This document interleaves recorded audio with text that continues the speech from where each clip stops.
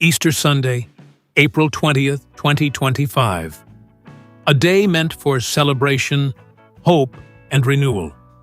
Thousands filled St. Peter's Square, their eyes fixed on the balcony where year after year Pope Francis had offered his Easter blessing. But this time felt different, even before he appeared. When the curtains finally parted and Pope Francis stepped forward, a wave of emotion swept through the crowd. Relief, gratitude, and, for some, a quiet sense of worry. He was there, but barely. Frail, thin, and leaning slightly for support, he raised his trembling hand and smiled. It wasn't the vibrant Pope the world had known in earlier years. His voice, once strong and full of energy, came softer now, almost like a whisper carried by the Roman breeze. "Happy Easter, dear brothers and sisters." The words echoed through the square, but few realized the weight they carried. There was no elaborate sermon, no long reflection. Just a short, simple greeting, and a look in his eyes that spoke louder than anything he could have said.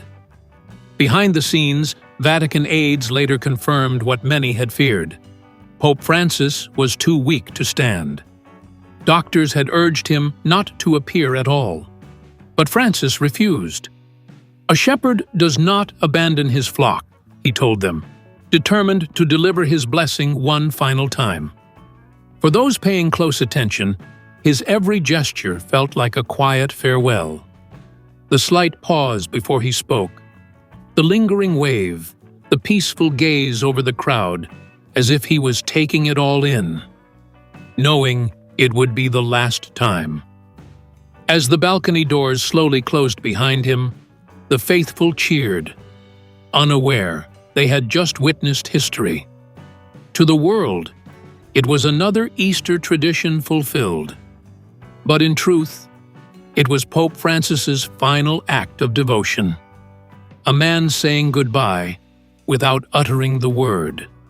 One Vatican official later confessed, "We knew when he walked back inside, we might never see him there again." But while that serene moment passed with grace, what followed just hours later would shake the Vatican and the world, as news of his passing turned celebration into mourning. The last day, a death foretold in silence. It was a quiet end to a life lived loudly in service. Just hours after delivering his final Easter blessing, Pope Francis passed away peacefully in his private quarters. At 88 years old, the world lost not just a spiritual leader, but a symbol of compassion, humility, and unwavering faith. The official cause was respiratory failure, brought on by complications from pneumonia. But for those closest to him, his passing wasn't sudden. It was a moment he had been quietly preparing for, a farewell written not in words, but in grace. On his final evening, Francis made a simple request. "Leave me alone tonight, just me and the scriptures." The nurses and aides who had cared for him respected his wish. They knew this wasn't just another night of reflection, it was something deeper. By candlelight, he reread passages from his worn Bible, the same one he had carried since his days as a young priest in Buenos Aires. He scribbled a few notes, whispered prayers for the world, and when checked on one last time, he smiled faintly and said, "My time has come. I am ready." There was no fear in his voice, no sadness, only peace. The kind he had preached about his entire life. For months, those around him had watched his body weaken, but never his spirit. Even as illness took hold, Francis insisted on standing before the people, delivering blessings, visiting the poor, and continuing his mission. He refused to let sickness define him. When dawn broke on April 21, 2025, the bells of St. Peter's Basilica rang out, not in celebration, but in mourning. The sound echoed through Rome's ancient streets, across continents, into churches, homes, and hearts around the world. It wasn't just the death of a pope. It was the closing of a chapter that had touched millions. World leaders sent condolences. Pilgrims flocked to Vatican Square. Candles were lit. Tears were shed. But amidst the sorrow, many spoke of the serenity surrounding his final hours. A man who had given everything, right up until his last breath. As one aide said softly, "He didn't leave us in fear. He left us in faith." Yet, as peaceful as his passing was, the truth is, Pope Francis had been preparing us all along. The signs of his struggle were there for months, if only we had looked closer. Would you like me to continue with point 1, or adjust anything else in this section? Health warnings ignored, what we didn't see coming. For over a year, the signs were there. If only we had known how to read them. Pope Francis, once full of energy and warmth, began to slow. The world watched as he appeared more frequently in a wheelchair, his steps uncertain, his voice softer, his smiles tinged with exhaustion. Behind Vatican walls, doctors raised alarms. Chronic knee pain had become more than discomfort. It was limiting his movement daily. Breathing troubles worsened, and hospital visits became routine. Pneumonia lingered like a shadow he couldn't shake. His advisors pleaded with him. "Holy Father, rest. Delegate. The Church will understand." But Pope Francis would simply smile and reply, "There is no retirement from mercy." Where others would have retreated, he pushed forward. He continued visiting the poor, embracing the sick, traveling to war-torn regions and speaking for those without a voice. Every Holy Week, he knelt, not just in tradition but in solidarity, washing the feet of prisoners, reminding the world that true leadership begins at the lowest place. Many now ask, was this courage, or was it quiet suffering hidden behind faith? A Vatican doctor later revealed, he knew his condition. He knew every journey, every speech could be his last. But he never asked how to prolong his life. He only asked how to use what time he had left. Looking back, every fragile wave from the Pope-mobile, every moment he braved the cold winds of St. Peter's Square, feels different now. It wasn't just duty. It was a man squeezing purpose from every breath, refusing to let illness define his final chapter. Francis didn't want pity. He didn't want headlines about frailty. What he wanted, until his last day, was to be present, to serve, to love. And so, while the world speculated about his health, he was focused on something far greater, leaving behind a message that would outlive his weakening body. Because when Pope Francis sensed the end was near, he didn't offer the world fear or sadness. Instead, he chose to leave us with one final gift, a message of hope, shared in the simplest way, but remembered forever. A final message, a tweet that will be remembered forever. In a world where leaders deliver grand speeches and final addresses, Pope Francis chose something different, something simple yet profound. Just hours before his passing, as his strength faded, he reached for a device more familiar to the modern world than to centuries of papal tradition: his phone. From that small screen, he sent out what would become his last words to the world, not carved in stone, not spoken from the heights of St. Peter's Basilica, but typed quietly, with intention. Christ is risen. We were not made for death, but for life. 12 words. No fanfare. No dramatic farewell. Yet within those words, he captured the very heart of his papacy. and the core of human hope. Almost instantly, the tweet spread like wildfire. Within minutes, it had been shared millions of times. From presidents to priests, from cathedrals to coffee shops, people across continents paused as those words lit up their screens. It wasn't just a social media post.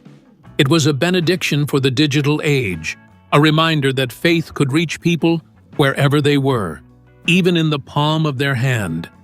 He knew exactly what he was doing, a close aide later revealed. That wasn't just communication, that was his final blessing. For a pope who believed the church should walk beside people in every corner of life, including online, this simple act spoke louder than any formal decree. Francis had always said that the gospel must be preached where people gather, even if that's on a screen. And so, his last message wasn't about himself. It wasn't about his legacy. It was about life, hope, and the resurrection he had dedicated his life to proclaiming. In those final hours, he didn't ask for prayers for himself. He didn't issue instructions or farewells to the powerful. Instead, he gave the world a gentle reminder that beyond death, there is always life. Some called it coincidence. Others called it prophetic. But for millions, that tweet became more than words. It became a moment frozen in time, a digital echo of a shepherd's heart, reminding his flock that even in his absence, hope lives on. And just as he embraced simplicity in his final message, Pope Francis carried that same humility into his final journey. His funeral wouldn't be marked by gold or grandeur, but by a powerful statement that true greatness lies in living and dying with grace. Would you like me to continue expanding more points like this? Or adjust anything here? A funeral unlike any other. The Pope who refused a throne. When the Vatican released the details of Pope Francis's funeral, it wasn't the grand spectacle many expected. Instead, it was a final act of humility from a man who had spent his life redefining what it meant to lead. No golden casket, no intricate embroidery, no towering monuments, just a simple wooden coffin, plain, unadorned, exactly as he had requested years before. "I want to go as I came, with faith, not gold," he had quietly told his aides, long before illness ever touched him. Unlike his predecessors, Pope Francis refused burial beneath the grand marble floors of St. Peter's Basilica. Instead, he chose Santa Maria Maggiore, a modest ancient church where he often prayed in silence, away from cameras and ceremony. It was a place where he felt closest to the people and to God. When the day came, thousands gathered in Rome, pilgrims, world leaders, refugees he had embraced, the poor he had served, all stood side by side. There were no velvet ropes separating the powerful from the powerless, just a sea of faces united in grief and gratitude. The funeral was stripped of extravagance. The hymns were soft. The prayers were personal. Even the procession felt less like a display of papal authority and more like a farewell to a beloved shepherd. No crowns, no jeweled rings placed on display. Only a small wooden cross rested atop his coffin, a final symbol of the life he chose to live. A cardinal who spoke at the ceremony said it best. He showed us that the church is not made of stone and gold, but of hearts willing to serve. As his coffin was carried through the streets, many wept, not just because a pope had died, but because a man who had lived so simply had reminded the world of what truly matters. In death, Pope Francis gave one last sermon without speaking a word. His final act wasn't written in scripture or doctrine. It was written in humility. a message to future leaders that greatness isn't found in thrones or titles, but in how quietly you can carry the weight of others. But as the world mourned and honored his simplicity, attention began to shift. People weren't just asking how he was remembered, they were asking what lasting impact he left behind. Because Pope Francis didn't just lead the church, he transformed it. A papacy that changed the world. When Jorge Mario Bergoglio became Pope Francis in 2013, few could predict just how much he would transform the Catholic Church. He didn't wear the red shoes. He refused the lavish papal apartment. From day one, he made it clear this would be a different kind of papacy. And it was. Pope Francis opened the doors of the Church wider than ever before. He spoke directly to those long ignored, the poor, the marginalized, refugees, the LGBTQ+ community. "Who am I to judge?" he famously said, breaking centuries of silence with 5 simple words that echoed around the world. He didn't shy away from the Church's darkest chapters either. When abuse scandals rocked the Vatican, Francis didn't hide. He apologized, publicly, painfully, and began reforms to hold those responsible accountable. It wasn't perfect, but it was a start. A start no pope before him had dared to make. Then came his fight for the planet. With his landmark encyclical Laudato Si', he declared that caring for the environment wasn't just political, it was spiritual. He called on world leaders to act, framing climate change as a moral crisis.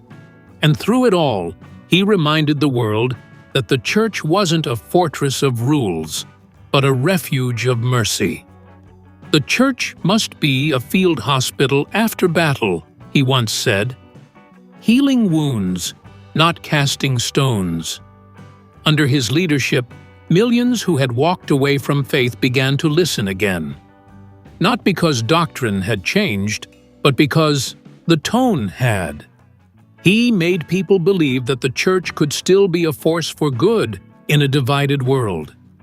But every revolution faces resistance. And behind the scenes, powerful forces were pushing back, turning whispers into rumors and questions into conspiracy. Rumors, critics, and the hidden truth.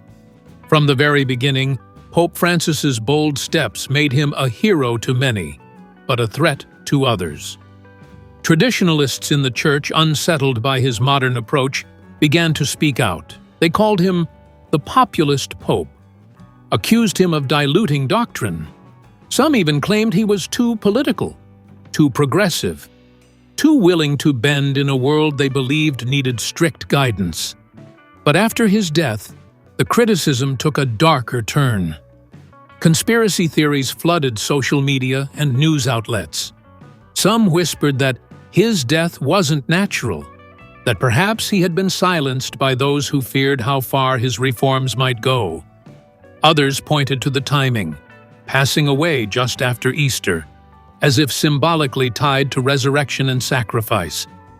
The Vatican quickly dismissed these claims, insisting Pope Francis died peacefully, surrounded by faith and medical care. But in Rome's shadowy corners, the stories wouldn't die. Even close allies of Francis stayed quiet, fueling speculation. What was being hidden? Was there more to his final days than the public was told? His sister, Maria Elena, spoke briefly to reporters. He died the way he lived, in peace, with nothing to hide. Yet doubts lingered, and as the Church tried to move forward, one unavoidable question echoed through every cathedral and chapel. Who would dare step into the shoes of a man who had changed everything? After Francis, what comes next for the Catholic Church? With Pope Francis gone, the weight of his legacy now hangs over the Vatican like a silent bell waiting to ring. The papal seat is empty. Cardinals from every corner of the world are gathering.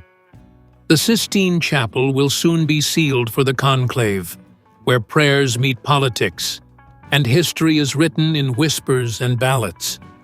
Will they choose a leader who continues Francis's path, one of mercy, inclusion, and reform?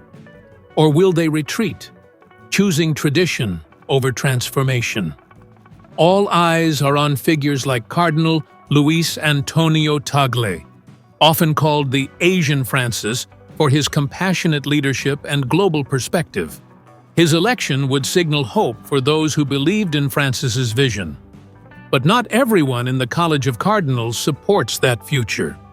There are those pushing for a return to stricter doctrine, to a church less open, less flexible. One Vatican watcher put it best: "This isn't just about choosing a pope. It's about choosing what kind of church survives." What's certain is that Pope Francis didn't just leave behind an empty throne. He left a roadmap, a call to serve, to heal, to love without limits. As the world waits for white smoke to rise, one thing is clear.